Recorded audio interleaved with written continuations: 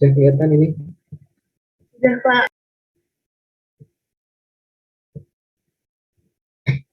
Baik. Jadi hari ini kita belajar tentang dasar kristalografi.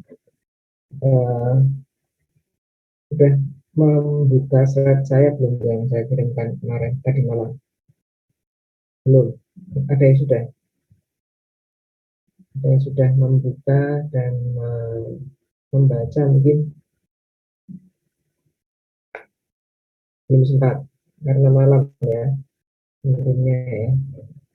Oke, mungkin kita langsung saja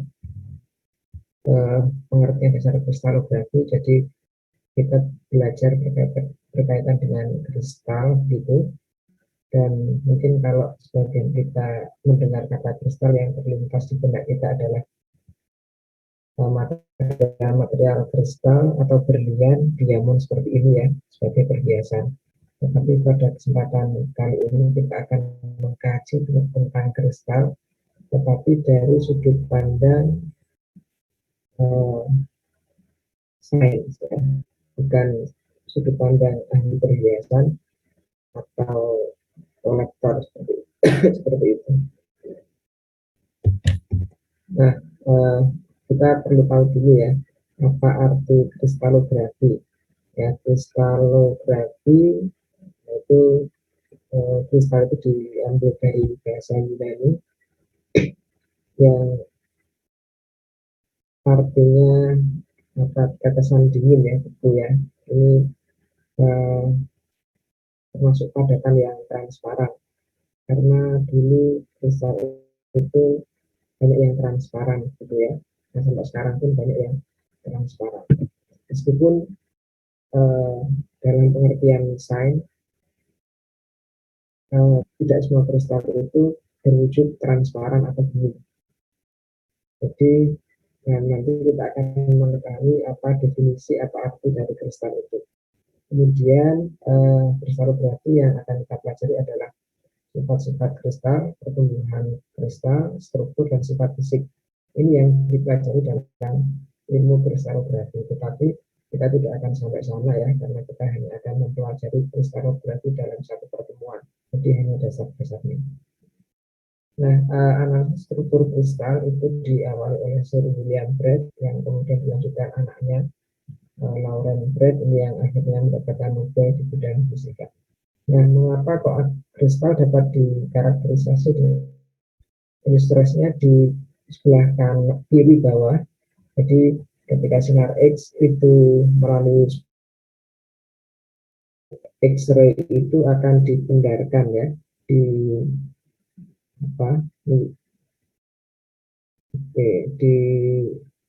diteruskan gitu ya, diteruskan tetapi dengan pola tertentu. Ini misalnya X-ray datang, kemudian ini dipindarkan, ternyata pindaran sinar X itu menunjukkan pola tertentu seperti ini ya, bulatan kecil, kemudian membesar, membesar, membesar gitu. Nah, ini adalah pindaran ketika sinar X dilewatkan sebuah kristal. Suara saya masih terdengar?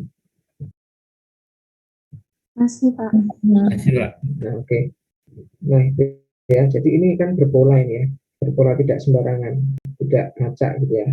Tetapi dari gambar ini kita bisa mengatakan, oh, polanya bulat, semakin membesar, dan ada bagian yang tidak ada polanya gitu ya.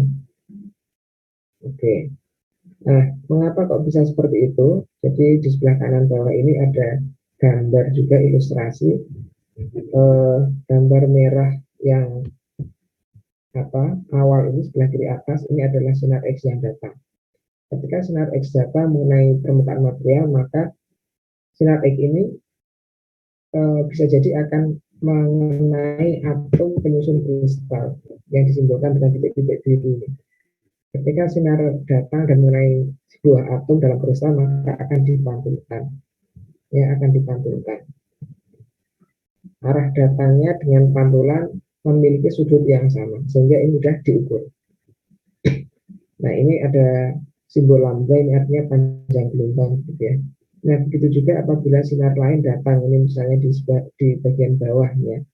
Misalnya sinar lain datang kemudian menumbuk atom yang lain, maka akan dipantulkan dengan sudut yang sama. Mengapa kok sudutnya sama? Karena bidang pantulnya sama dan atom bentuknya juga sama. Berbeda nanti kalau atomnya berbeda atau tidak sama, maka bisa jadi sudut yang akan diperoleh juga berbeda. Maka ini asumsinya atom-atom sama dan satu bidang data. Sehingga kalau material itu tersusun dari atom-atom yang sejenis atau kristal itu terdiri dari material yang murni, misalnya TiO2 atau misalnya apa, kalau diamond ya diamond yang murni, maka akan memiliki pola yang sama, akan memiliki sudut datang dan sudut pergi yang sama, sehingga bisa dikarakterisasi. Misalnya kristal TiO2, oh karakternya seperti ini, kristal SNS2 seperti ini, kristal ZNO seperti ini, gitu ya, karena atom-atomnya masing-masing kristal berbeda begitu. Kalau kristalnya murni dengan banyak pengotor itu pun juga berbeda hasilnya. Kalau kristalnya murni maka hasilnya akan bagus ya, akan tertentu. Tetapi kalau ada pengotornya pasti berbeda ya. Sudut pantulnya juga berbeda. Sudut pantul ini disebut theta, gitu ya. Nah, kalian sudah mendapatkan kuliah instrumen 2 belum ya di angkatan ini? Sudah belum? Gimana? Sudah ambil belum? Sudah Pak semester ini. Oh, baru semester ini. Praktikum juga baru semester ini ya? Iya, Pak. Nah, kalau di praktikum instrumen 2 dan di praktikumnya nanti kalian akan belajar tentang XRD. XRD itu data yang diperoleh adalah sudut dua tetanya. Jadi misalnya ada grafik, grafik itu merupakan grafik dari dua tetanya. Jadi sudut-sudutnya ini. Kalau FTIR mungkin kalian pernah lihat, FTIR itu spektranya ya, bilangan gelombangnya yang ada di data. Tetapi kalau XRD itu dua tetanya. Jadi dua teta masing-masing material itu tertentu. Kalau ada pengotornya ya akan menghasilkan puncak yang berbeda juga. Oke, ini mengapa kok kristal dapat dianalisis dengan X-ray ya, karena tadi ya material padatan dapat melalui sebuah X-ray dan X-ray tersebut dapat di, diteruskan dan sinar yang telah melalui kristal memiliki pola tertentu dalam difraksinya. Nah ini mungkin kristal yang sering kita lihat ya, baik di sosmed maupun secara nyata. Ini yang Putri pasti senang sekali ya kalau mendapatkan ini. Ada nggak yang tidak senang mendapatkan ini? Yang Putri pasti senang semua ya. Nah ini kristal diamond ya, berlian. Kristal diamond ini penyusun utamanya adalah karbon. Jadi hanya karbon ini. Penyusun dari berlian ini adalah karbon. Ini contoh kristal yang transparan ya. Nah, nanti di penelitian kita nanti ya, itu mungkin akan membuat kristal tapi tidak transparan dan tidak dari karbon. Nah, ini mungkin harga kristal karbon ya, berlian yang ada di internet. Ini coba saya searching, ternyata mahal juga, bahkan sampai ratusan juta ini ya. Ini kalau kalian yang Putri dikasih ini pasti senang sekali ya. Ini yang cowok ini siap-siap nanti kalau diminta ini. Jadi ini macam-macam bentuk dan mungkin warna ya kristal berlian yang bisa kita jumpai di dunia maya gitu ya, dengan harga yang bermacam-macam. Nah, ternyata ada ilmu yang mempelajari tentang berlian. Ya, cara membuatnya, kemudian diaplikasikan untuk apa, itu ternyata ada. Nah, ini mungkin ada teman-teman yang tertarik untuk belajar itu, bisa dicari bukunya, ini e-booknya, Diamond Nanoteknologi, Synthesis and Application ya.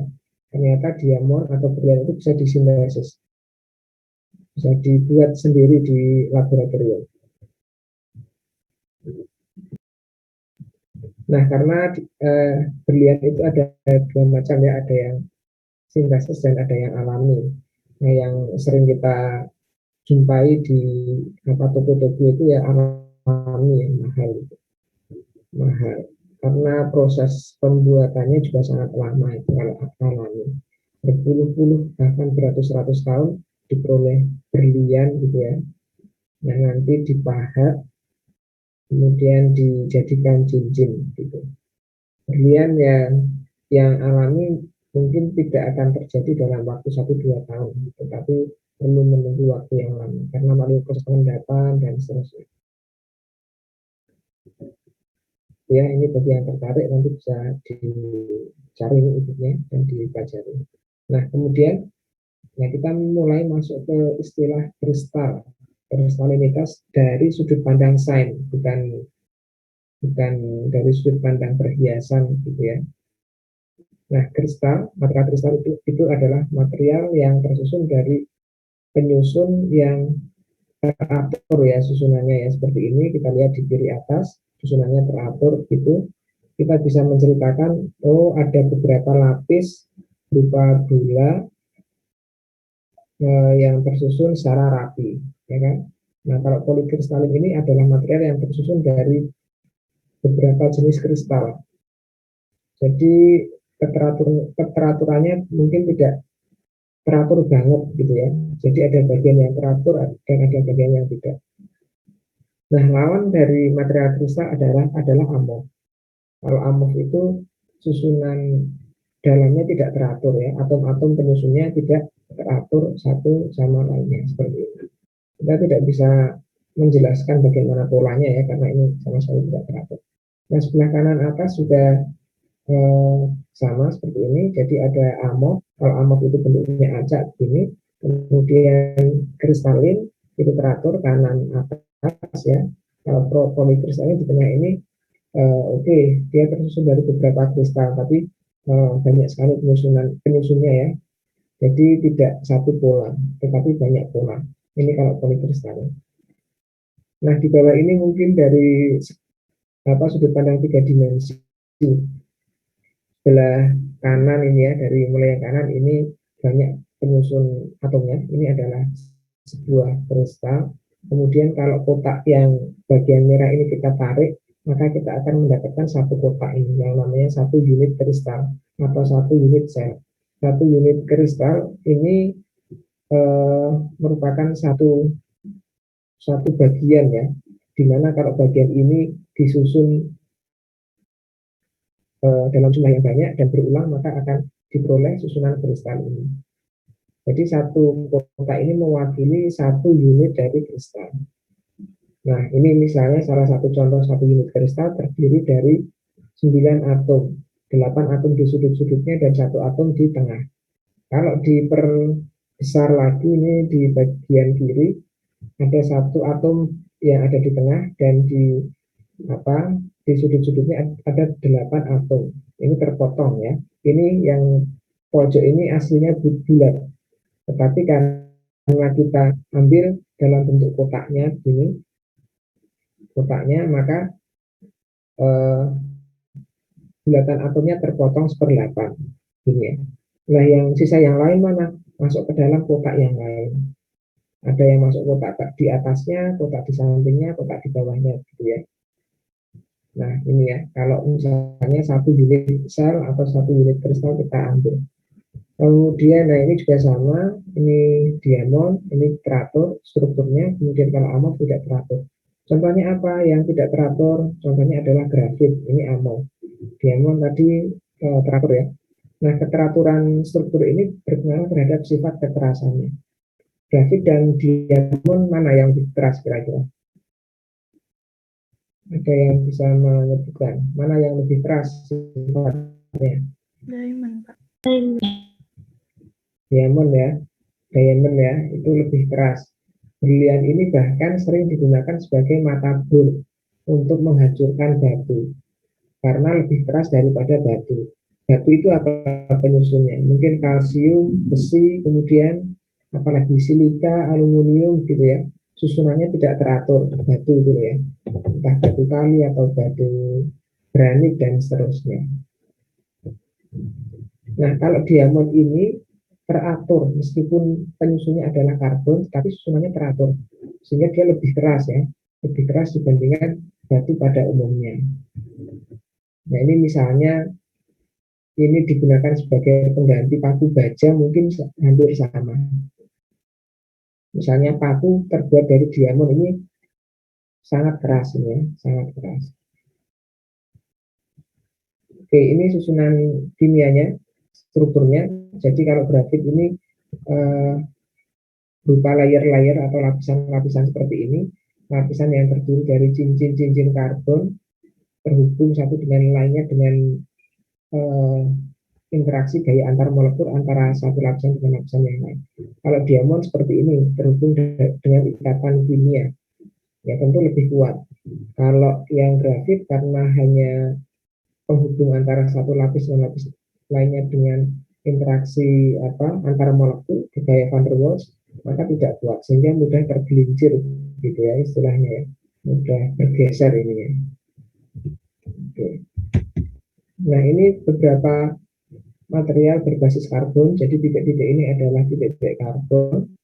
Ini yang kiri atas ini diamond ya, yang strukturnya teratur dan wujudnya sangat keras, wujud fisiknya. Kemudian yang lainnya ini contoh-contoh material berbasis karbon juga. Ada yang bisa dibentuk menyerupai tabung, maka disebut karbon nanotube. Karbon yang berbentuk tabung berukuran nano. Ada yang bentuknya bulan, ini ya. Kemudian ada grafin. Kemarin sepertinya sudah saya sampaikan ya. Grafin itu kalau tidak ada oksigennya. Kalau ada oksigennya namanya grafin oxide. Ini. Jadi lebih murni grafin. Grafin oxide tidak murni karbon karena banyak oksidanya. Maka grafin oxide. Itu. Ini kalau grafit ini berlapis-lapis. Kalau grafin hanya satu lapis, grafin oxide hanya satu lapis. Gitu. Nah, ini sangat mungkin untuk dibuat, banyak penelitian juga yang sudah membuat ini, diantaranya untuk kapasitor gitu ya, untuk penghantar listrik dan seterusnya. Oke, kita masuk ke dalam istilah kristalografi. Kristal didefinisikan sebagai padatan yang tersusun atas pola yang berulang dan teratur. Dan semua struktur kristal dapat digambarkan dalam istilah lattice atau kisi ya, dan sebuah basis dasar yang ditempelkan pada setiap titik lattice. Jadi kisi ini ya, ini kisi itu cetakan penyusun kristal begini, pola. Sementara basis adalah yang mengisi lattice itu. Ya, basis itu adalah bagian yang mengisi lattice itu. Misalnya pola kisi itu seperti ini ya, bisa kita katakan segi 4 lah kalau kita hubungkan dengan garis ya, bisa segi 4 atau persegi. Nah, basis ini adalah pengisi dari titik-titik kisi. Jadi basis ini bisa berwujud atom, ion atau molekul. Jadi basis ini bisa diganti atom, ion atau molekul, kemudian diletakkan di titik-titik kisi ini gitu ya. Jadi struktur kristal itu adalah basis yang menempati kisi tertentu, yang menempati titik-titik kisi, itu baru membentuk struktur kristal. Nah, ini artinya di sebelah kanan kristal adalah gabungan dari basis yang menempati sebuah kisi. Sementara kisi diartikan susunan titik yang teratur, jadi susunan atau cetakannya itu kisi. Kalau basis itu yang mengisi kisi tersebut, bisa berupa atom, ion, atau molekul. Nah, ada dua jenis kisi, jadi cetakan ini ada dua jenis, ada graphite dan ada non graphite. Kalau graphite itu pengisinya atau atom-atomnya ini jenisnya sama dan jaraknya antara titik ini sama, jadi teratur. Sementara kalau non graphite, atom-atomnya berbeda jenis, ya jenisnya berbeda, mungkin bisa natrium, bisa magnesium, gitu ya, beda-beda. Dan titik-titik isinya tidak ekivalen, mungkin jaraknya tidak sama atau urutannya tidak sama, gitu.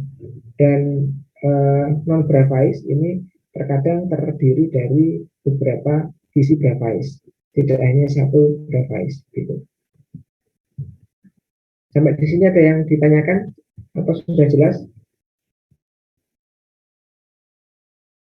Bagaimana? Oke. Jelas, Pak. Ya. Nah, ini juga sama penjelasannya. Slide sebelumnya saya ambilkan dari sini, gitu ya. Jadi ada istilah graphite dan non graphite, gitu ya. Kalau graphite lebih teratur, lebih susunannya lebih bagus, begitu ya. Kalau non graphite cenderung acak dan mungkin tidak seragam atom-atom penyusunnya. Kemudian, nah ini penjelasan yang mungkin lebih simple. Jadi lattice tadi adalah cetakan, gitu ya, pola dalam kristal. Kemudian basis ini adalah pengisinya. Jadi misalnya polanya seperti ini di bawah, ya, polanya persegi kotak seperti ini. Pengisinya adalah ikan-ikannya itu ya. Oke. Nah, pengisinya ikan-ikannya itu.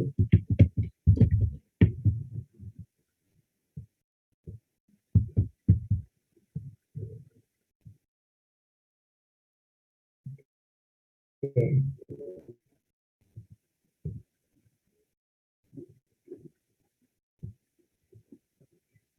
Saya share kembali.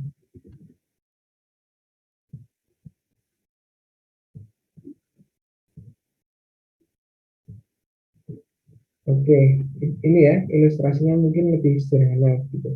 Jadi visi sekali lagi adalah titik yang teratur dalam struktur kristal dan susunannya periodik. Kemudian basis adalah pengisi dari visi-visi itu, dapat berupa atom, ion, atau molekul yang menempati visi-visi. Kemudian, nah, kristal merupakan zat padat yang atom-atom penyusunnya ini tadi ya tersusun secara beraturan dan periodik. Kemudian padatan dengan susunan atom yang berulang secara 3 dimensi dapat mendifraksikan sinar X, dapat memantulkan gitu. Keteraturan bidang datar dan rata dengan pola tertentu, itu ciri-ciri kristal. Bidang datar yang dimaksud adalah bidang antarmuka. Kemudian karena kristal itu terdiri dari susunan yang teratur, maka ada istilah sumbu simetri, sudut simetri, dan bidang simetri. Mungkin kalian sudah mendapatkan ya istilah kasimetrian struktur ya di kimiaan organik 2. Ini mungkin hampir sama, sumbu simetri ini ya sumbu yang menembus porosnya, sehingga ketika material tersebut diputar sesuai sumbunya, maka akan menghasilkan posisi yang sama. Ya, nah ini sumbu simetrinya atau sumbu rotasinya. Sementara sudut simetri yang sebelah bawah, ini sudut-sudut yang terbentuk dari perhubungan dua rusuk, gitu ya, dua sisi akan sudut tertentu. Sudutnya nanti diistilahkan sudut alfa, beta, dan gamma gitu. Kemudian ada bidang simetri, ini bidang ya. Simetri itu ya bidang yang membagi dua material, dua struktur menjadi dua bagian gitu. Nah, bagiannya sama, identik antara kiri dan kanan. Kemudian, kita mulai masuk ke jenis struktur kristal. Nah, ini tidak hanya kristal sebenarnya, jenis apa ya, struktur benda mungkin ya. Ada istilah nol dimensi. Kalau nol dimensi itu hanya satu titik. Kalau kalian hanya menggambarkan satu titik di atas kertas, maka itu nol dimensi. Tidak memiliki dimensi panjang, lebar, dan tinggi. Ada juga yang satu dimensi. Satu dimensi itu hanya memiliki satu dimensi panjang saja. Misalnya kalian menuliskan sebuah garis di kertas, nah itu satu dimensi. Kalau dua dimensi punya lebar juga, jadi panjang dan lebar seperti ini. Nah, kalau tiga dimensi bagaimana? Tiga dimensi ada panjang lebar seperti ini ya. Nah, tiga dimensi ya, ada panjang lebar tinggi sehingga dapat dicari volumenya. Kalau dua dimensi kita hanya dapat menentukan luasnya, gitu ya. Kalau satu dimensi panjangnya saja. Kalau nol dimensi kita nggak bisa menentukan apa kuantitasnya. Ini berapa ukurannya, gitu ya. Satu dimensi panjang, dua dimensi luas, tiga dimensi volume. Maka nanti ada istilah volume unit cell, volume bola, itu yang kita gunakan dalam kajian kristalografi nanti. Nah, jadi ini adalah isi dan basis dalam satu dimensi, hanya punya panjang saja. Kemudian kalau dua dimensi seperti ini ya, pengisiannya basis-basis menempati titik-titik gizi secara dua dimensi. Ini kita bisa melihat panjangnya yang mana, lebarnya yang mana. Kemudian tiga dimensi ya, yang sebelah kiri bawah ini membentuk bangunan susunan kubus yang saling tumpang tindih gitu. Nah, ini membentuk tiga dimensi. Di sini ada yang belum bisa membayangkan ini, yang bawah ini kubus, ada? Apa bisa semua? Bisa membayangkan nggak ini kalian? Tiga dimensi itu. Halo? Bisa, Pak. Oke, apa jangan-jangan gagal membayangkan ya, mengimajinasikan seperti ini. Nah, kalau bisa ya harus bisa lah ya diusahakan bisa. Karena imajinasi itu sangat berguna di dalam sains juga ya. Kalau tidak ada imajinasi ya, sains ini mungkin tidak akan berkembang seperti saat ini. Nah, betul kata Einstein, mungkin imajinasi itu lebih berharga dan lebih membahayakan dibandingkan informasi atau pengetahuan. Ya, karena dengan imajinasi ilmuwan dahulu bisa menyusun yang namanya orbital molekul, bisa menyusun atau membayangkan struktur kimia, ya, yang bentuknya bisa bercabang-cabang dan seterusnya. Bukan kalau tidak dengan imajinasi tidak akan tergambar struktur seperti itu. Ya, kemudian orbital P itu seperti itu bentuknya, orbital D, orbital S, kemudian orbital molekul. Itu kan dari imajinasi semua awalnya, termasuk struktur-struktur ini. Jadi kita harus bisa memanfaatkan imajinasi kita, membangun imajinasi kita untuk hal-hal yang positif ya, khususnya di bidang yang kita pelajari saat ini. Kalau kita nggak bisa mengendalikan juga bahaya. Ya, orang kalau imajinasinya bermacam-macam itu juga berbahaya ya. Misalnya gagal masuk ujian, gagal mengerjakan ujian, gagal lulus dan seterusnya. Kemudian dia berpikir macam-macam, itu bisa membahayakan dirinya. Kalau nggak bisa mengendalikan ya bisa tamat. Nah, kalau orang imajinasinya juga ke arah negatif itu juga nggak baik. Mungkin jasad kita bisa dipenjara ya, entah di dalam sel atau di dalam kamar, tetapi imajinasi kita kan nggak bisa dipenjara oleh siapapun. Jadi imajinasi kita selamanya bebas ya, dengan tentu dengan aturan-aturan agama juga gitu. Nah, karena bebas ya, karena imajinasi itu sifatnya liar seperti itu, jadi harus kita arahkan dan kendalikan. Nah, ini mungkin hubungan antara basis satu dengan basis yang lainnya dapat dihubungkan dengan beberapa jenis ikatan, misalnya ikatan ionik, ikatan kovalen, ikatan logam, dan seterusnya. Misalnya apa ikatan ionik? Ikatan ionik misalnya kristal NaCl, antara Na dan Cl dihubungkan dengan ikatan ionik. Kemudian berlian tadi dihubungkan dengan ikatan kovalen, C dengan C atau karbon dengan karbon. Logam juga sama, gitu ya. Jadi garis-garis ini tergantung penyusunnya, tergantung atomnya. Kalau atomnya logam alkali gitu ya, dengan mungkin golongan ke-17 itu bisa ikatan ionik. Tapi kalau atom-atomnya ini golongan logam, ya ikatan kovalen kan gitu. Golongan karbon, maaf ya, kalau golongan karbon gitu ya, ikatannya kovalen. Kalau golongan logam ya ikatan logam.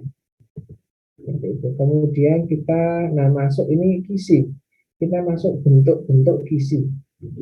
Nah, kalau kita melihat kotak-kotak seperti ini, titik-titik ini adalah titik-titik basis atom. Jadi atom atau molekul atau ion dapat menempati titik-titik ini.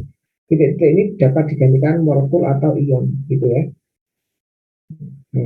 Nah, ini kita bisa melihat, kita bisa menggambarkan sebuah pola. Polanya bagaimana? Polanya ya, ya seperti ini. Mungkin yang atas ini square lattice. Square itu artinya persegi, ya. Square ini artinya persegi. Jadi kalau kita menghubungkan antara satu titik dengan titik yang lainnya, kita akan mendapatkan bentuk persegi. Nah, ada juga yang bentuknya rektangular. Rektangular itu segi panjang. Antara sisi A dan sisi B tidak sama. Kalau yang atas tadi kan sama ya. Ada juga yang jenisnya oblique. Oblique itu antara A dan B tidak sama jaraknya, ya hampir sama dengan yang rektangular. Nah, maaf ini saya kelewatan ini. Ini ada keterangan A sama dengan B. A ini adalah sisi, panjang sisi atau panjang rusuk gitu ya. Kemudian gamma ini adalah sudutnya.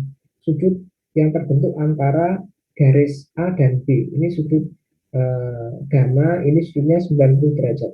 Kalau square lattice itu ciri-cirinya panjang A dan B sama dan sudutnya 90 derajat.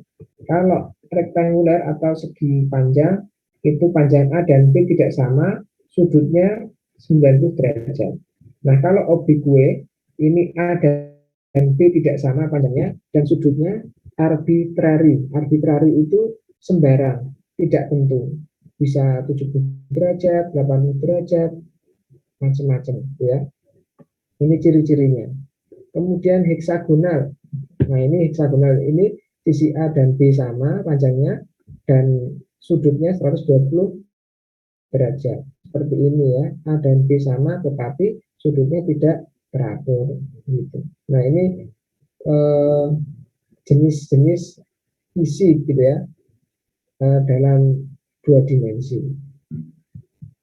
Kemudian ini adalah sama seperti tadi ya, square tadi adalah segi. Square itu persegi, kemudian rektangular persegi panjang. Center rektangular ini rektangular yang di dalamnya ada atom gitu ya, ada atom lain. Kemudian heksagonal seperti ini, oblique itu mirip. Nah, ciri-cirinya ada di dalam tabel kotak ini ya. Kalau square itu bagaimana ya? Nah, itu sama dengan V, kemudian sudutnya seperti ini gitu.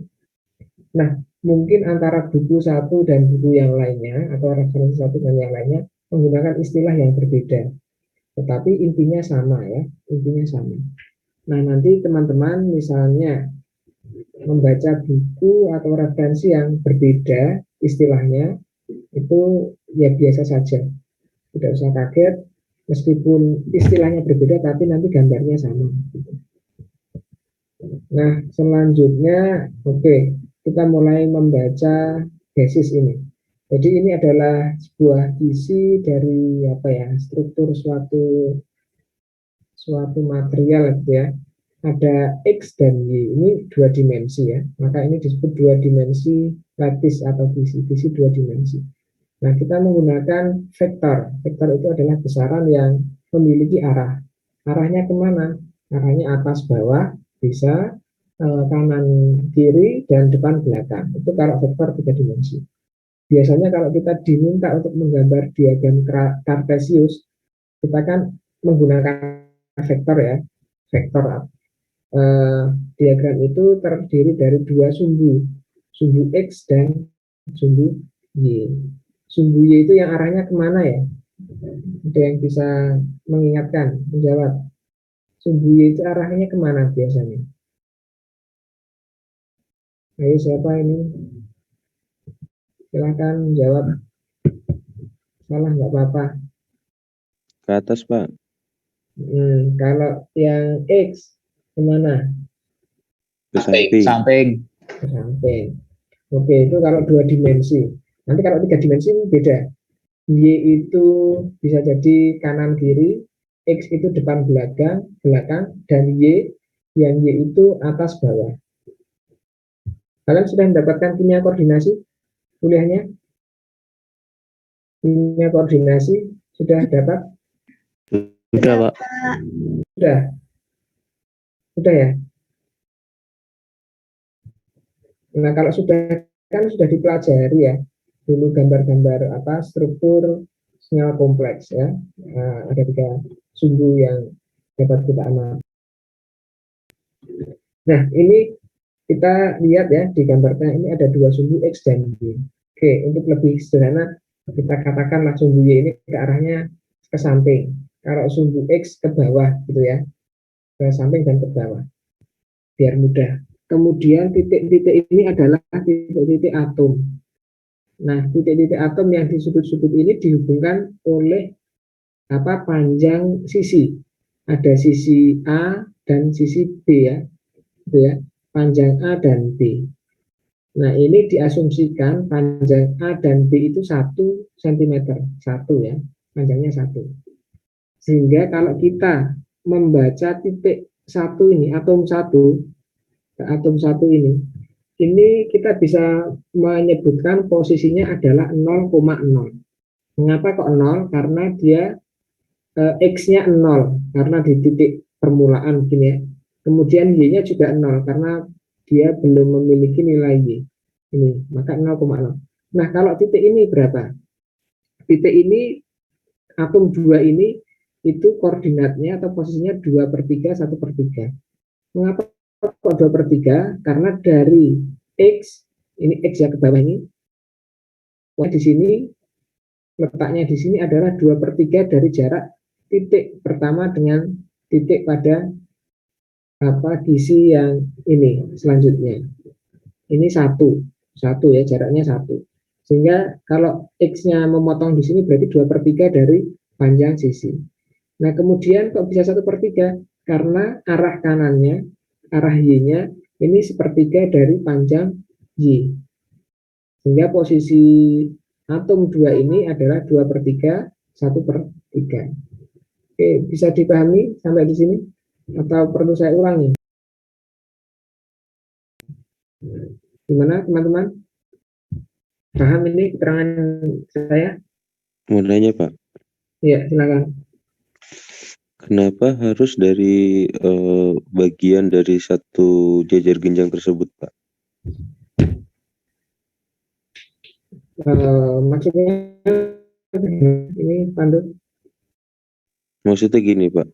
Itu kan jajar genjang dari misalkan garis Y itu dihitung 1, sedangkan di BY itu kan memang 2/3 dari garis X, gitu, Pak. Iya. Jadi kita tentukan dulu titik mulanya ya. Titik mulanya kan ini, sudut ini. Kita anggap ini titik mula. Jadi kalau posisinya di sini, berarti kan dia posisinya X ini ya. Posisi ke bawahnya kan setara dengan ini ya, titik ini. Ini kalau ditarik ke kiri, maka dia 2/3 dari panjang X. Nah, kalau yang ke kanan ini, dia 1/3 dari panjang Y. Kita harus memiliki titik awal. Ya, titik awal itu biasanya ya, kalau dalam 2 dimensi ini ya di pojok kiri atas gitu ya. Biasanya seperti itu. Kalau kita nggak menentukan titik mula, kita nggak bisa menentukan posisinya. Jadi kita harus sepakat dengan rambu-rambunya, aturannya dulu. Nah kalau yang ini kira-kira koordinatnya berapa ini? Siapa ini yang bisa menjawab? Berapa ini kira-kira? Yang ini 1,0. Kalau yang ini kanan bawah ini 1,1. oke 1,1. Oke, nah di bawah ini juga sama ya. Misalnya ini tanpa titik-titik ini ya. Nah ini asumsinya juga masih sama, panjang sisinya 1 cm. Jadi posisi yang atom 1, 2/3, 1/3 sama ya di atas. Kemudian yang titik 2 ini 1/3, 2/3. Bisa dipahami sampai sini? Ada yang mau ditanyakan lagi atau ada yang masih bingung?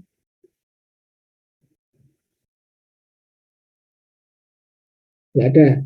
Nggak ada, saya lanjutkan.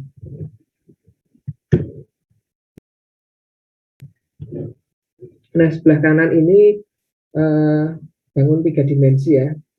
Vektor 3 dimensi. Jadi ada atas, kemudian depan dan samping. Ya. Kalau atas Z, samping Y, dan depan belakang X seperti itu. Oke, kita masuk ke dalam pembahasan unit cell. Unit cell atau unit kristal adalah ini terjemahnya unit atau komponen terkecil dari kristal yang ketika ditumpuk jadi satu dengan pengulangan tertentu akan membentuk bangunan kristal yang utuh. Jadi misalnya bangunan ini, yang bangunan merah ini adalah sebuah kristal. Kalau kita ambil satu kotak, maka kita akan mendapatkan satu kotak yang apa? Yang bentuknya bagus, ya, bentuknya bagus. Nah, satu kotak ini ketika disusun, maka akan membentuk sebuah bangun kristal. Nah, kotak ini kalau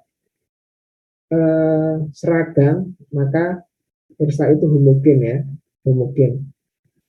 Kalau tidak seragam, ya heterogen ya, gitu ya, kristalnya bisa jadi tidak sama. Karena kristal tertentu ini memiliki bentuk tertentu. Jadi misalnya ini kotak, ya kotak dengan panjang sekian itu hanya dimiliki oleh unit sel ini, tidak bisa dimiliki unit sel yang lainnya. Jadi kita bisa mengidentifikasi ini kristal apa ya dari unit selnya. Oke, seperti itu tentang unit sel. Jadi bagian dari kristal, bagian terkecil dari struktur kristal, gitu ya. Nah ini kalau 3 dimensi ya pasti punya sumbu X, Y, Z. Kalau 2 dimensi, kita gambarkan 2 dimensi, dia punya sumbu X dan Y, gitu. Selanjutnya, nah ini sebenarnya ada 4 ya. Ada 4 jenis unit cell. Yang pertama primitif. Primitif itu ini yang yang kiri bawah ini ya, simple kubik atau kubus sederhana. Ya istilahnya banyak ya, karena bisa menyebutnya simple kubik, kubus sederhana gitu. Nah kubus sederhana ini misalnya ini adalah sebuah unit cell, maka dia hanya terdiri dari 8 titik-titik atom dalam sebuah ruang gini ya. Pojok-pojoknya begini. Ini adalah atom-atom. Satu unit sel tersusun dari 8 atom yang tersusun atas bawah. Ini. Nah, kalau body center kubik atau biasa disingkat BCC, body center kubik, atau di dalam referensi lain itu simbolnya I. I ini ya, saya tuliskan di sebelah kanan ya. Saya nggak tahu ini I ini apa artinya, tapi ada yang menyimbolkan dengan I. Nah, kalau I ini body center kubik atau BCC ini hampir sama dengan simbol kubik, tetapi di tengahnya ada atomnya. Ada atomnya. Jadi dalam struktur atom, struktur kristal ini memiliki 9 atom. Memiliki 9 atom penyusun. Ya, ada yang di tengah dan di pojok-pojok. Apa perbedaannya antara simbol kubik dan body center kubik? Ya kita bisa melihat mana yang lebih renggang gitu ya. Mana yang lebih renggang, jarak antar atomnya, kemudian bagaimana kepadatannya dalam satu kotak ini, mana yang lebih padat, itu dapat kita tentukan dengan melihat jenis unit cell-nya. Kemudian ini adalah VCC, phase center kubik. Phase center kubik adalah unit cell yang susunan atomnya ada yang di pojok-pojok, kemudian ada juga yang di samping-samping, di setiap sisi. Kubus itu sisinya 6, jadi di setiap sisi kubus ada atom-atomnya. Jadi atom-atomnya ini menyentuh sisi-sisinya. Sehingga berapa jumlah atom di dalam phase center kubik? Ada berapa ini? 8 ditambah berapa? Sisinya 6, 14 ya. Ada 14 atom. Ada 14 atom yang membentuk unit cell phase center kubik. Tetapi nanti kita akan menghitung yang namanya densitas. Densitas itu adalah kepadatan dari unit cell. Ya. Jadi ini kan misalnya kubus kosong, itu kan sama sekali tidak padat ya. Kalau ada isinya, ini agak padat. Kalau isinya banyak ya, nah, seperti ini padat, mungkin ini lebih padat dibandingkan yang simbol kubik. Kalau seperti ini, mungkin ini lebih padat dibandingkan body center kubik. Jadi kepadatan itu atau densitas itu kaitannya dengan jumlah atom di dalam satu unit sel. Rongganya berapa, kepadatannya berapa, itu kaitannya. Dan nanti kita akan sampai sana. Nah, kalau tadi jenisnya, ini adalah bentuknya. Ini adalah bentuknya ya. Jadi bentuknya ada kubik. Kubik itu ya kubus tadi ya, kubus. Nah, kubus bentuk unit cell itu yang kubus itu ada 3 jenis. Jenisnya P itu primitif tadi ya. Primitif itu simple kubik kalau kita lihat. Nah, yang simple kubik ini disimbolkan P primitif. Jadi kubus itu simple memiliki anggota diantaranya adalah primitif atau simple kubik. Kemudian ada yang ini BCC ya, yang tengahnya ada atomnya. Ada juga yang VCC. Apa ciri-ciri kubik atau kubus? Ciri-cirinya adalah panjang sisi-sisinya A, B, C atau panjang lebar tinggi itu sama-sama. Sebelumnya kita sudah melihat yang versi 2 dimensi ya, yang A, B-nya sama gitu ya, tadi ya sudutnya sama, tetapi kalau ini unit cell itu kenyataannya adalah 3 dimensi, maka kita memerlukan dimensi panjang, lebar, tinggi. Jadi ini 3 dimensi. Nah, ini A, B, C sama sisi-sisinya, kemudian alfa, beta, dan gamanya sudutnya sama 90 derajat. Ya, sudutnya sama gini. Jadi yang jenisnya kubus ini ada 3 jenis, yaitu primitif, kemudian BCC dan VCC. Kalau tetragonal gimana? Tetragonal itu segi panjang ya, balok. Jadi A dan B sama, tetapi ada sisi yang tidak sama, yaitu C. Jadi ada yang panjang satu. Itu ada yang satu yang panjang. Gitu. Ya seperti ini ada 2 jenis, ada yang primitif, ada primitif itu ada yang membentuk kubus gitu ya, dan ada yang membentuk balok. Ini. Kemudian ortorombik itu yang seperti apa? Itu ketika A, B, C tidak sama. Jadi sembarangan ini ya jarak-jaraknya. Tetapi sudut-sudutnya 90 derajat. Gitu. Kalau heksagonal bagaimana? Nah, ciri-cirinya ini bisa dibaca sendiri. Monoklinik bagaimana, triklinik bagaimana, dan seterusnya.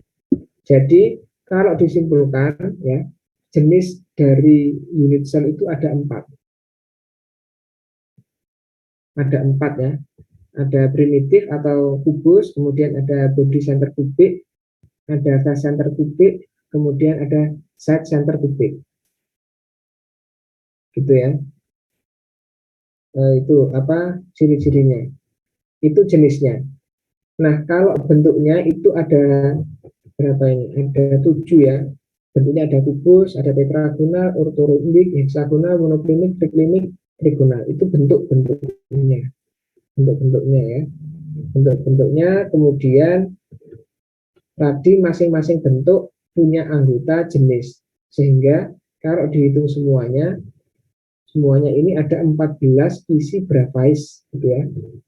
Yang kubus ada 3 jenis, yang tetragonal 2 jenis, ortorombik 4 jenis, heksagonal 1 jenis, monoklinik 2 jenis, triklinik 1 jenis, trigonal 1 jenis.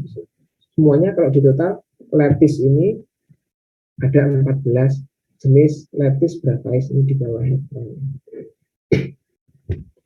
Ada yang ditanyakan sampai di sini? Seharusnya ini kalau dijelaskan secara offline enak ini, kalian harus nyatet ini. Tapi kalau online begini ya mungkin kita harus cepat juga dan layarnya mungkin tidak lebar, jadi untuk mencatat sebagian mungkin kesulitan ya. Tapi ada yang nyatet di sini? Ada nggak yang nyatet? Entah hanya menyimak. Siapa yang nyatet? Nyatet ya? Ada, Pak. Oke. Nyatet, Pak. Alhamdulillah kalau nyatet. Syukur-syukur bisa digambar ini. Syukur-syukur slide ya, gambar-gambar dalam slide ini ditulis kembali, digambar kembali, ditulis, kemudian diberikan keterangan tadi. Itu ya. Ini ada yang ditanyakan sampai di sini? Belum ada?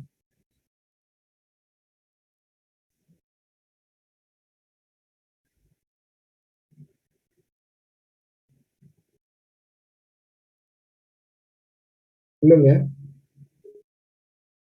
Oke. Kita lanjutkan ya. Jadi kalian membayangkan ketika mempelajari bagian ini ya, bagian kristalografi ini, kalian membayangkan kalian mempelajari seluk-beluk kristal, dasar-dasarnya tetapi ya, dasar-dasarnya. Dasar secara kimiawi. Ini kan kita sedang mempelajari dasar-dasar kristal secara kimiawi ya, secara struktur kimia. Kalau tentang kekerasan, kemudian transparan atau tidak, terus apa misalnya titik didih dan seterusnya, itu kan sifat-sifat fisika ya. Itu efek dari sifat kimia, efek dari struktur kimia. Jadi yang paling dasar itu adalah kimianya, baru fisika. Nah, nanti yang selanjutnya baru dibahas mungkin secara aplikasi, secara harga, secara ekonomi, kemudian secara hukum gitu kan. Tetapi yang mendasari dari material-material itu yang pertama adalah dari sisi kimianya.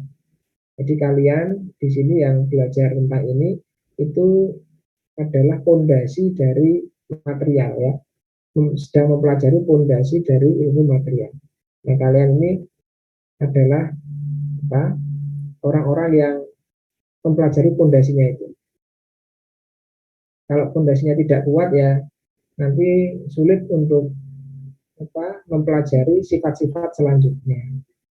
Kalau kita nggak tahu struktur kristal yang baik, yang ideal itu seperti apa ya, nanti akan kita hanya dapat membuat struktur kristal yang seadanya. Mungkin yang akhirnya harganya tidak mahal. Gitu. Tapi kalau kita bisa menguasai dengan baik tentang struktur kristal, kita dapat membuat bentuk kristal yang ideal, sehingga masalah harga dan selanjutnya itu bisa maksimal gitu ya. Jadi sambil membayangkan kalian sedang mempelajari sesuatu yang penting gitu ya, sesuatu yang penting dan jarang dipelajari oleh orang lain. Jadi kalian sedang mempelajari sesuatu yang spesial gitu ya. Kalian pikirkan seperti itu ya, biar semangat gitu ya. Nah, oke. Ini sama ini ya. Ini sama dengan keterangan sebelumnya. Ada triklinik ini, oke, triklinik ada ya. Kemudian monoklinik juga ada. Tetapi ini saya buat tabel supaya teman-teman lebih mudah untuk membacanya. Misalnya triklinik, bentuk triklinik itu memiliki anggota primitif. Primitif itu apa tadi? Primitif itu simpel kubus, simpel kubik. Kemudian monoklinik, kalau monoklinik itu punya anggota primitif atau simpel kubus dan ini ya, badan berpusat dasar ini ya. Berpusat dasar ini sebelumnya, side center kubik. Ini kalau terjemahan bahasa Indonesia ada yang mengartikan berpusat dasar. ya dasar ya, tetapi kalau kita balikkan ini bisa sisi ya, maka bahasa Inggrisnya sisi, kemudian kalau dibalik lagi dasar, ya tergantung sudut pandang, tetapi sama artinya. Ortorombik, nah kalian perlu kembali melihat ciri-cirinya apa, kemudian melihat contohnya apa, contoh jenisnya ini ada primitif, berpusat dasar, berpusat badan, gitu ya. Gitu. Oke, nah ini terusannya. Ya, ada heksagonal, ini ada rombohedral, ada heksagonal. Jadi totalnya ada 14 isi grafais nanti kalau kita hitung. Ada pertanyaan sampai di sini? Ini kesimpulannya ini triklinik, monoklinik, ortorombik, tetragonal, kubik, trigonal, heksagonal. Di sini ada yang belum paham, nanti saya ulangi. Kalau ada yang belum paham bagian mana.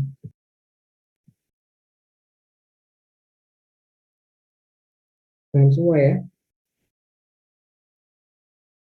Paham ya? Ada yang ditanyakan? Gimana? Teman-teman masih menyimak? Ya, ya, nah.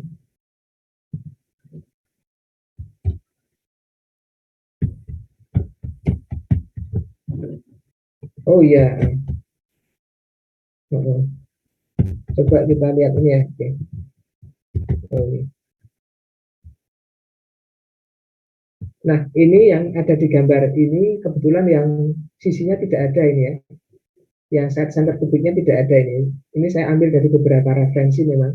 Kebetulan referensi yang gambar ini menurut referensi yang saya ambil itu hanya 3, tetapi di referensi lain itu 4. Ya 4 ini mungkin yang masih lama ini ya, referensi lama yang saya ambil. Tapi ada side center kubik ini yang bermuka dasar atau sisi. Contohnya mana ini? C ini ya. Oke, kita ambil contoh C ini. Ini bermuka dasar, berpusat dasar kok berpusat dasar atau side center kubik. Jadi ada kubus di sisi-sisinya. Berbeda dengan face center kubik yang berpusat muka. Kalau berpusat muka ini masing-masing sisi ada atomnya, tetapi kalau yang berpusat dasar atau berpusat di sisinya itu hanya 2 sisinya atau 2 dasarnya, atas bawah atau kiri kanan ya, tergantung posisi posisi kubus baloknya ini. Jadi begitu. Nah, perbedaannya apa antara face center kubik dan side center kubik? Kalau side center kubik berpusat dasar atau berpusat sisi, ini hanya di 2 sisi. Kalau berpusat muka ini di semua sisinya. Gitu. Oke. Kemudian ini sudah, ini kesimpulannya ini ya. Jadi secara umum ini kita bisa membaca ciri-cirinya. Kalau klinik itu ciri-cirinya seperti ini, kondisinya ini terdiri dari 1 jenis unit sel, yaitu 1 primitif. Kalau monoklinik terdiri dari 2 jenis, ada primitif, ada C. C itu tadi ya, side center kubik ya, atau berpusat dasar. Kalau ortorombik dia punya anggota 4 jenis unit sel. Itu kalian nanti bisa mencocokkan dengan gambar-gambar sebelumnya. Nah, kemudian kita akan mengenal yang namanya APV. APF apa APV ini ya? Apa ini? F apa V ya? F ya? APF ya? APF. Nah, APF itu adalah kepadatan unit sel, yaitu volume atom yang menyusun unit sel per volume unit sel. Unit selnya tadi kan kotak ya, ada kubus, ada balok. Ada kubus, ada balok. Nah, itu 1 volume unit sel. Tapi kalau volume atom yang diperhatikan adalah atom-atomnya. Atom-atomnya kan bulat itu ya. Nah, itu ada berapa bulatan, volumenya berapa. Nah, volume berapa di per volume unit sel itu namanya APF atau kepadatan. Nah, ini menentukan densitasnya. Kalau APF-nya besar, maka densitasnya juga besar, itu lebih berat dibandingkan yang lainnya. Nah, oke, kita lanjut ke analisis unit cell. Nah, ini adalah simple kubik ya, atau primitif gitu ya, simple kubik atau primitif. Ini tersusun dari 8 atom, gini ya, 8 atom gini ya, 8 atom. Tetapi nanti ketika kita mengambil satu kotak, kita mengambil apa, satu kubus, nanti atom-atom ini akan terpotong karena atom ini tidak masuk ke dalam bangunan kubus semuanya. Nah, ini misalnya ini kita tarik garis seperti ini kan terpotong ya, terpotong. Yang terlibat hanya bagian dalamnya, yang luarnya ini menjadi anggota kubus yang lainnya, unit cell yang lainnya. Nah, ini misalnya sebelah kanan ini tumpukan kubus unit cell, kemudian kita ambil satu. Nah, satu ini kalau kita ilustrasikan seperti yang di bawah ini, simple kubik ini ya, ini satu unit cell. Nah, ini adalah sebuah unit cell ya, setelah dipotong sebuah kubus ya.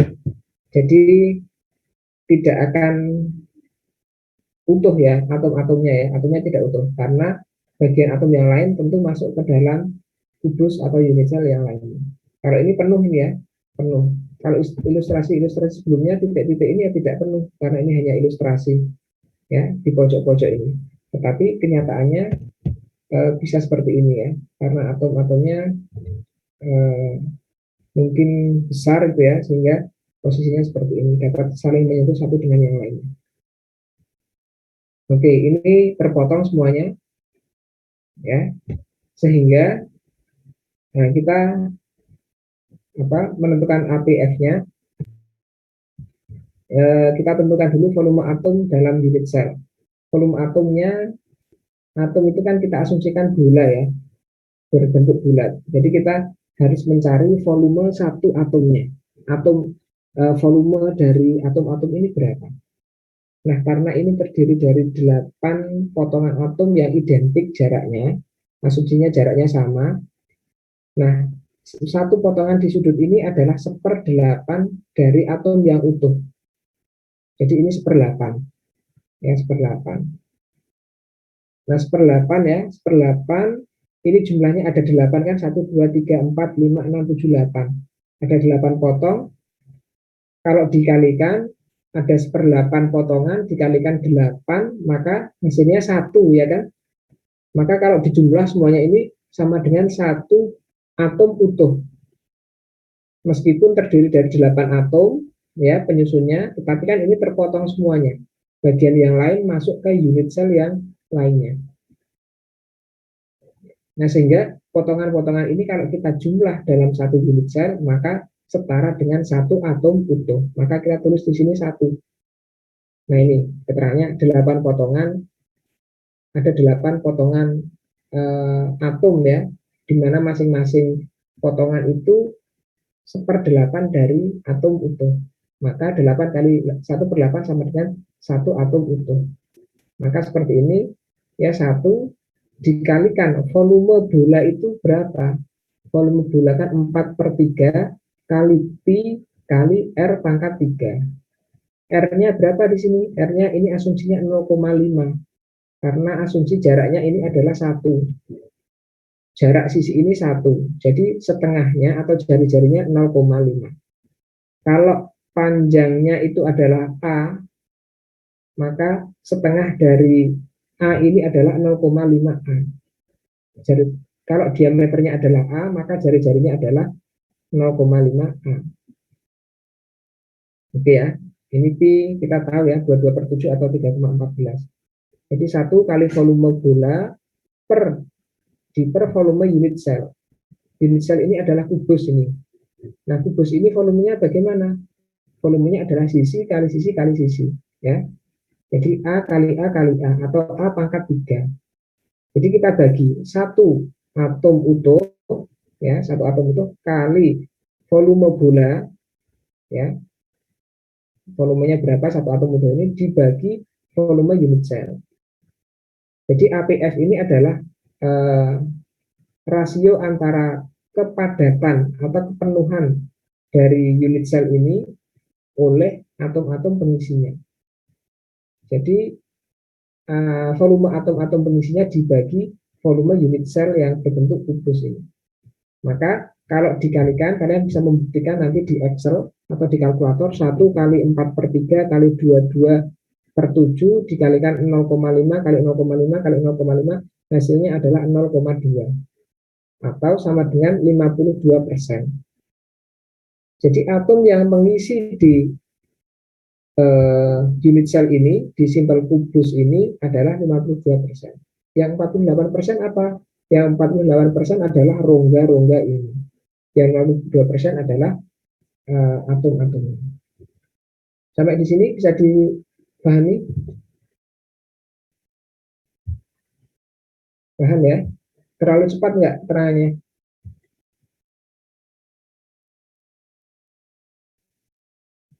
Gimana? Pak, Oh ya. yang A pangkat 3 itu boleh diulang nggak, Pak? Oh ya, oke. Nah, yang A pangkat 3 ini adalah volume unit sel. Unit sel itu apa? Unit sel itu kotak ini loh, kubus ini. Ini adalah satu unit sel. Ya, unit kristal. Jadi satu kotak ini mewakili kristal utuh. Jadi unit sel itu adalah satu satuan terkecil yang mewakili kristal utuh. Tadi kan simbol kubik ya.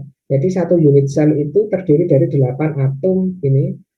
Tetapi ini terpotong ya, gitu ya. Kalau kita ambil kubus ini akan terpotong. Nah, mengapa kok A pangkat 3? Karena asumsinya unit sel itu kotak kubus seperti ini, ya. Nah, sisi-sisinya ini panjangnya adalah A atau 1 lah. A itu kita anggap 1 cm. Jadi A itu sama dengan 1 cm. Jadi ini adalah A, ini A, ini A. 1 cm, 1 cm, 1 cm. Nah, volume unit sel, volume kubus itu bagaimana? Volume kubus itu rumusnya sisi kali sisi kali sisi, panjang rusuk kali panjang rusuk kali panjang rusuk, gitu ya. Kalau balok ya panjang kali tinggi kali lebar. Tapi kalau ini kubus kan sisi A kali sisi A kali sisi A. Sehingga A kali A kali A atau A pangkat 3 gitu. Kalau ini volume kotak ini unit sel, kalau ini adalah volume atomnya. Ini keterangannya di sini. Ini volume atom, ini volume unit sel. Mungkin ini garisnya ini membingungkan ya, diper ini ya. Ini kita anggap tidak ada saja. Jadi langsung volume atom, volume unit sel, jumlah atomnya. Bisa dimengerti tadi yang tanya? Ya Pak, bisa Pak. Oke. Yang lain perlu saya ulangi tidak ya. Nah, ini nanti akan menarik ini ya. Jadi kita menghubungkan nilai-nilai ini dengan sebenarnya tentang struktur itu dipelajari di mana ya? Di ESA ya. Kalian ada ya ESA ya? Elusidasi struktur anorganik ya, ada ya? Halo? Ada, Pak. Ada. Nah, itu sebenarnya sangat berkaitan ini. Ini nanti kita akan menentukan nilai HKL ya. Nilai HKL itu apa? Ya koordinat-koordinat atom tadi ya. Itu sederhananya seperti itu. Kemudian bisa kita baca di ESA ya, di XRD, bagian XRD ini menarik. Siapa yang mengajar di ESA?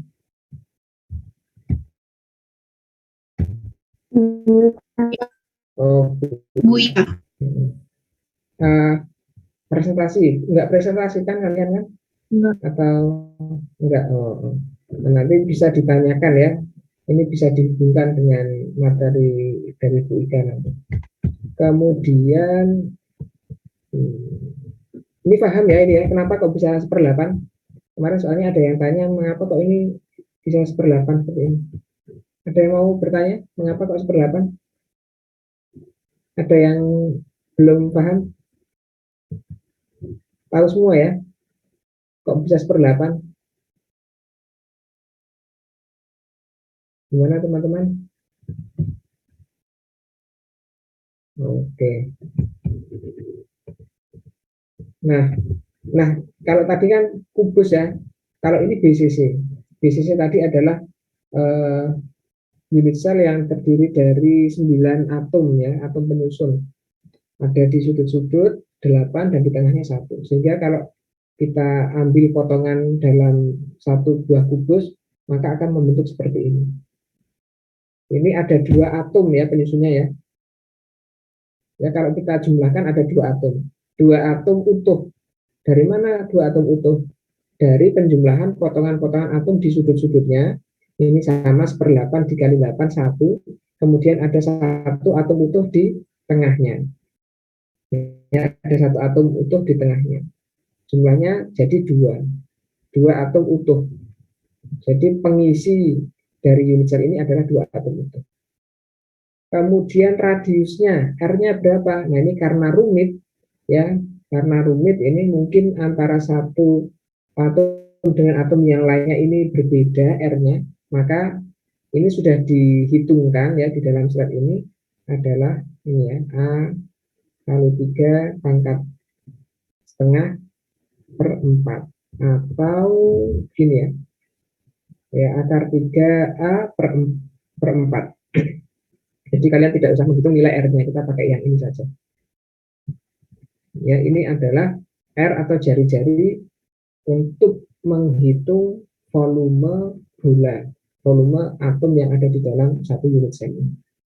Ya, ini kan beda ya ini ya. Mungkin diameternya beda atomnya.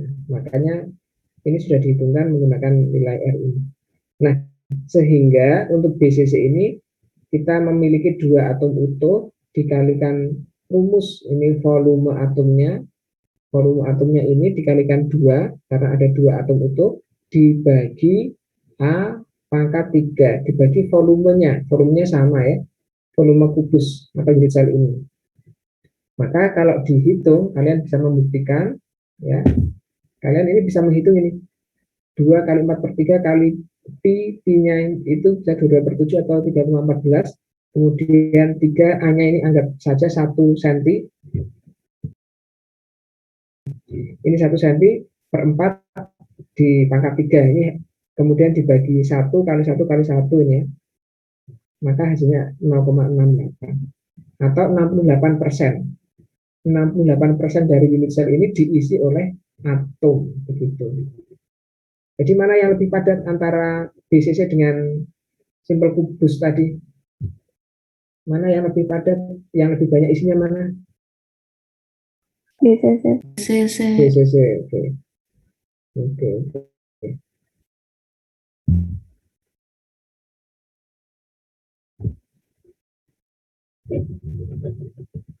Oke. Nah, ini kemudian ada lagi fast center fast center kubik ya. Ini seperti ini. Coba diperhatikan dulu 1 menit ya gambarnya ya.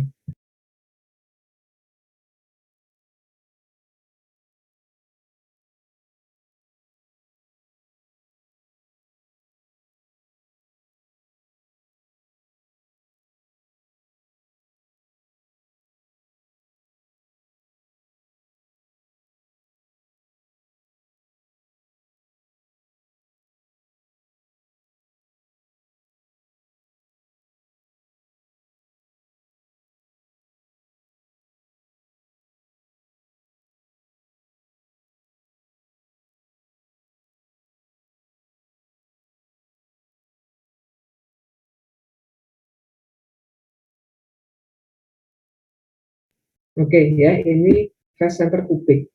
Nah ini tentu beda dengan unit cell sebelumnya. Kalau fast center kubik ini sudut-sudutnya ada atom-atomnya juga, tetapi di masing-masing sisi juga ada atomnya. Ya, pojok-pojok ada, kemudian masing-masing sisi yang berjumlah 6 ada atom-atomnya. Ini bentuknya ya. Bisa membayangkan ini? Bisa. Ini berapa Naim? Jumlah atom utuhnya berapa ini jadinya? Ada 4. 4 itu dari mana?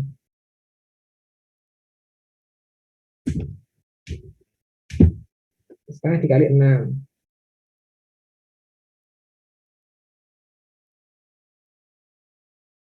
Oke ya, nah, betul. Jadi total atom utuhnya dari bangun ini ada 4 ya, ada 4 atom utuh. Nah ini R-nya kita menggunakan ini. Oke, coba kita.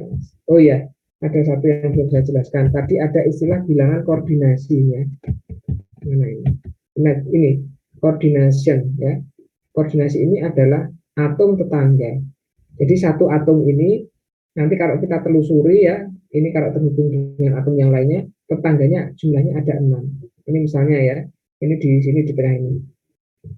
Di tengah ini kita bisa telusuri tetangganya ada 6 jumlahnya. Ya seperti oktahedra dalam senyawa kompleks ya. Gitu ya. Jadi satu atom di tengah itu tetangganya 6. Kalau yang BCC tadi tetangganya ada 8 ya, 8. Kalian bisa melihat di gambar yang lainnya mungkin kalau di sini tidak ada. Kemudian kalau di ini FCC ini ada 12 ya, tetangganya ada 12. Kemudian nah kita menghitung sama APF-nya tadi. APF-nya jadi ada 4 atom utuh dikalikan rumus volume bola ya atau atom ya, kita asumsikan bulat, kemudian dibagi volume unit selnya yang berupa kubus, maka kita akan mendapatkan nilai 0,7 atau 74%. Jadi kita bisa menilai mana yang lebih padat ya dari unit-unit sel sebelumnya. Yang lebih padat adalah ini ya, phase center kubik ya, ini lebih padat dibanding yang lain. Nah efeknya apa? Efeknya ya kristal yang tersusun dari unit sel seperti ini akan lebih keras ya, akan lebih keras dan mungkin lebih berat ya, lebih berat karena atomnya lebih banyak gitu. Nah itu salah satu efeknya. Nah nanti kalian bisa membuktikan misalnya ya, kalian suatu saat jadi pengusaha kristal misalnya ya, amin, di daerahnya masing-masing sana punya tambang kristal. Wah ini kok kristalnya warnanya sama, kemudian apalagi ya, ya bentuknya bisa dibuat sama, tetapi kok beratnya berbeda, kekerasannya juga berbeda. Nah itu kemungkinan karena susunan di dalamnya, strukturnya. Oh ada yang densitasnya lebih ringan, ada yang lebih berat. Oh kalau ini penyusunnya adalah atom ini, yang ini adalah atom yang ini. Nah nanti pada prakteknya akan mungkin lebih beragam ya, karena atom-atom ini bisa terdiri dari bermacam-macam atom gitu ya. Ini hanya sederhana, ini sangat sederhana. Jadi nanti ini bisa mungkin atom misalnya perak atau nikel atau misalnya magnesium dan seterusnya. Nah kan beda-beda, pasti akan sangat banyak jenis-jenisnya. Makanya kristal itu jenisnya sangat banyak, warnanya juga beragam. Karena atom-atom penyusunnya juga sangat beragam. Gitu. Nah cara mendeteksinya gimana? Nah, kalian harus tahu nanti. Ini cara mengetahuinya gimana ya? Ini terdiri dari senyawa apa ini di dalamnya? Apa kira-kira untuk mengetahui kandungan unsur di dalamnya ini menggunakan instrumen apa? Kalau kalian sudah tahu. Apa kira-kira? Instrumen yang digunakan apa untuk menentukan di dalamnya ada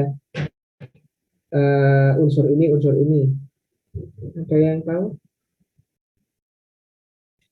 Siapa ini yang tahu? Silakan menjawab. Salah nggak apa-apa. Apa instrumennya ini kalau nggak ada yang menjawab ini? RTIR Pak. RTIR bukan Pak? Nah, terus yang lain mungkin. Yang lain. Apa yang lain? SR. Apa? LCMS. Oke, yang lain. Apa tadi ada yang menyebutkan tadi? XRD. XRD, oke ada juga XRD. nah ini nanti karena kebetulan berbarengan ya belajar instrumen pada semester ini ya.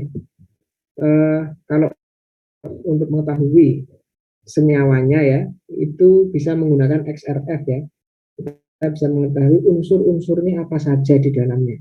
Oh, ada magnesium, ada kalsium, ada besi, itu dengan XRF.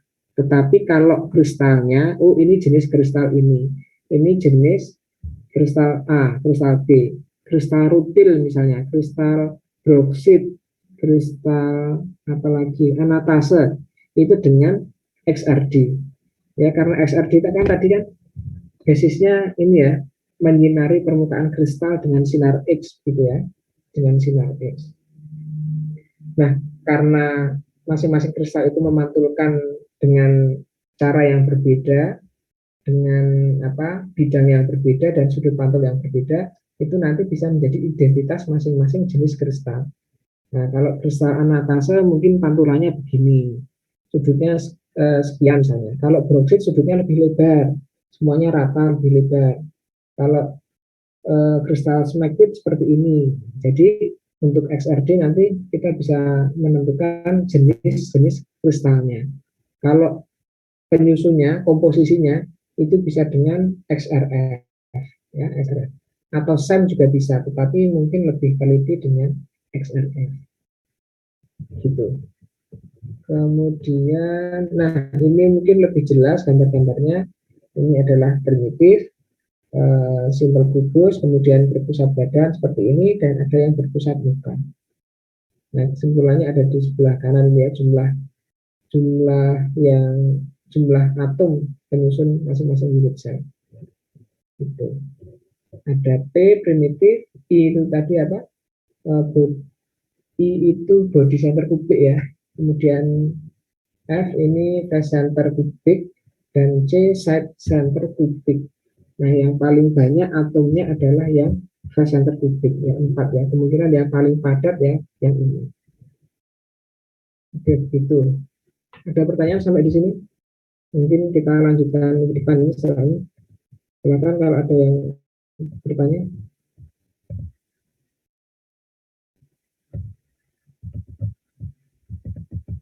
Ada pertanyaan?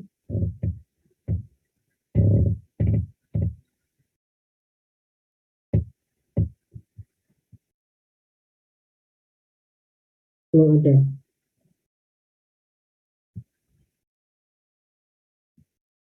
Oke.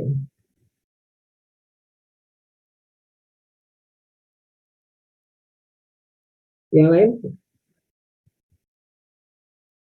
Cukup. Oh, sudah jelas ya.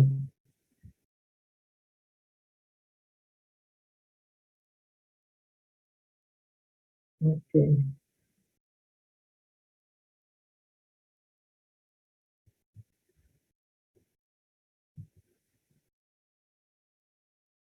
Oke. Mungkin itu dulu ya.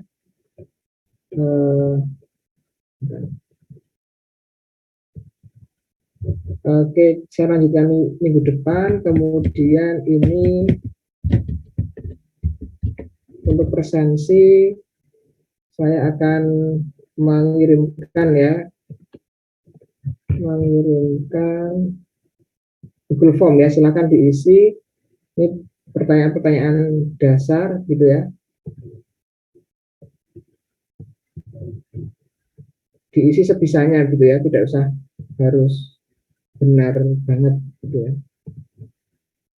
Yang penting mengisi sendiri. Silakan, ini nanti akan saya jadikan